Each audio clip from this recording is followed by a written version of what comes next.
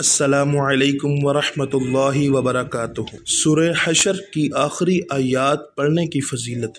حضرت سیدنا معقل بن یسار رضی اللہ تعالی عنہ سے مروی ہے کہ نبی کریم صلی اللہ تعالی علیہ وسلم نے فرمایا، جو شخص صبح کے وقت 3 بار اعوذ باللہ السمیع العلیم من الشیطان الرجیم کہے اور سورہ حشر کی آخری 3 آیات پڑھے تو اللہ تعالی عز و جل اس کے لیے 70,000 فرشتے مقرر کر دیتا ہے، جو شام تک اس کے لیے دعائے رحمت کرتے ہیں، اور اگر اس دن مرے تو شہید ہوگا، اور شام کو پڑھے تو صبح تک یہی فضیلت ہے۔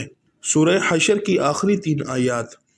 هو الله الذي لا إله إلا هو عالم الغيب والشهادة هو الرحمن الرحيم هو الله الذي لا إله إلا هو الملك القدوس السلام المؤمن المهيمن العزيز الجبار المتكبر سبحان الله عما يشركون هو الله الخالق البارئ المصور له الأسماء الحسنى يسبح له ما في السماوات والأرض وهو العزيز الحكيم۔